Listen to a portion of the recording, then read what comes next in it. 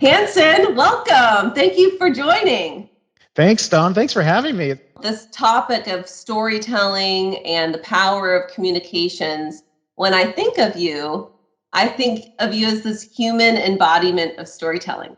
Literally, like you are a author, a filmmaker, a musician, an award-winning journalist, an academic that's shaping the minds of today's and future communicators. And so there's not a more perfect person to have this conversation. No pressure now.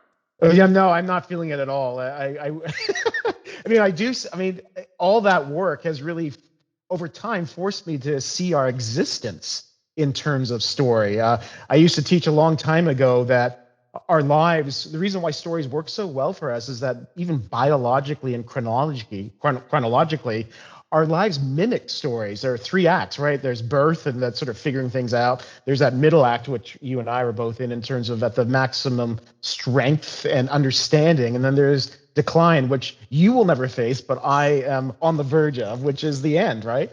Three parts to every act story. If only that was true, Hanson. If only that was true.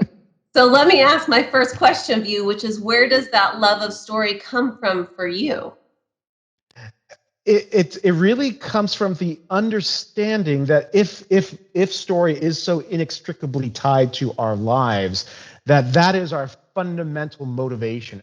We're born into this world. We don't know exactly what our place is. We don't know if there's a higher power or meaning until we start to create that for ourselves. And that comes through the necessary act of storytelling. When I was a journalist in the Middle East and covering a lot of war zones and being in conflict areas, understanding that's in many ways, that's all people had to hold on to. And that was a code of conduct. It was a passage for trust. And it was also a way to protect yourself against the encroaching violence and chaos around you. If we can find ourselves in story, then it unlocks a lot of potential. I was struck by something you wrote over the last couple of months, which was a letter to your children, Hendrix and Rose. And there was a particular line in what you wrote that really stood out to me. Stories give us the certainty to push on. When we think about what will happen next, it can seem dark, but a story can shed necessary light. It can be one about how we persevered in the past. It can be a tale that gives us a sense of purpose now. And it can be a fable that helps us practice seeing right from wrong. Why was it important to write that at that moment? It's very much, because I do have this weird background in violence and in the worst that humans can do to each other. When I had kids, it was very important to me not to sugarcoat what life was going to be like for them. I want them to prepare themselves for the idea that everybody's going to have different stories. And if they can see the world that way, they're more likely to open up and be more understanding and compassionate and empathetic to the other person if they can understand that story. I love that. And I think I'm going to try and connect up a couple linkages here, which is, I think about that in a thematic way as having the courage. Courageous conversations almost is the way to frame that, where you're not as scared to be able to really go there, even when it's painful to do that. And knowing that there's positive things that can come out of that. Some of the research that we've done on our end at We is really this idea of introspection, and that leaders themselves, if you take everything we've just said and put it down in even to a corporate context, that there is an ability to make that point that you're making even relevant in a corporate environment. So it's the bedtime story with your children, but that same motivation to have the courageous conversation can be pulled into the workplace. Yeah. It's not just an opportunity. In many ways, it's an obligation. And was there an opportunity or even an obligation from brands and organizations to tell their own story and leverage these new approaches and, frankly, new tolerances for organizations to tell their stories to create more trusted avenues that just weren't the purview of traditional truthful storytelling? We really are. Is that part of what you're going to explore in your new fall session at the University of Washington? Yeah, that's fundamentally it. But I am being called upon to create this new 4-credit certificate for the university called Leadership in Emerging Technologies and Emerging Trends. And I think it gets to the heart of that is how do we create trust in this current moment that we're in?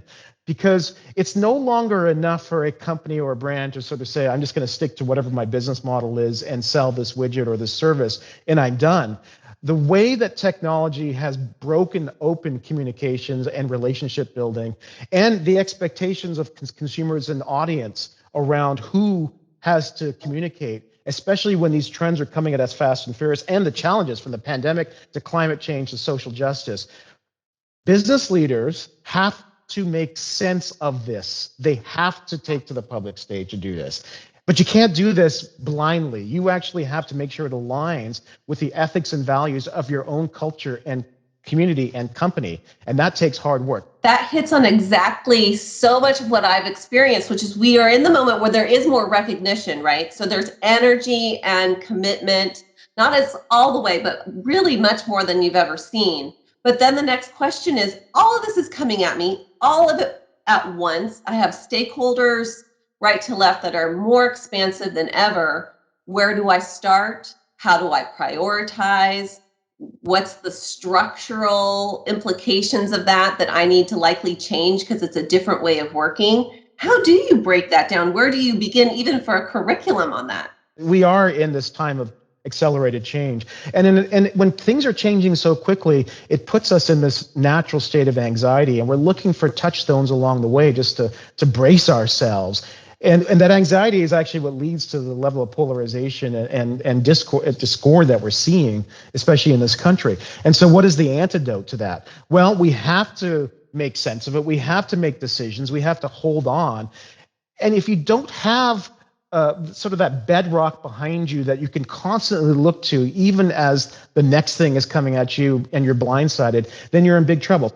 Knowing who you are and what you stand for gives you the clarity to be able to respond in those moments from a place that's authentic and with integrity. The other thing that I was curious about, and I don't know how you're addressing it, is this idea of the shift I've seen is that people within an organization, they're now pulling people across disciplines into the room to inform those values. So where it might have been created in a silo within one part of the organization, you really have to open up who's inputting to those values, who is contributing to finding what you stand for ultimately as an organization.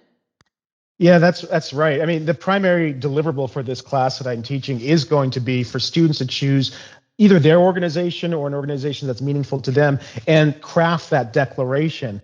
But you can't do that until you actually dig deep into what is the culture of the organization, what are people saying about it, and then how do you put all that together in a way that's meaningful, and how do you actually convene those conversations with stakeholders so you can make sure that you're not just doing a top-down, well, here's what I think. It has to be very collaborative. So what's your book list look like these days? One of my favorite books is Uncharted by Margaret Heffernan, and it's a brilliant book because she basically rips apart a very tech-centric, data-centric approach to decision-making and says, you know what, futurists there's more of an art and science to this, and I really love, and very people-centric, and I think that's where I come from. I have a very strong humanist approach to this thing. And then there's this book called 2030, which is looking very much at the trends. That's awesome. I'll have to check those out. I can't thank you enough for doing this. I know it's just been a very busy time for you, so much appreciation, Hanson. All right. Thanks, Don. I appreciate it.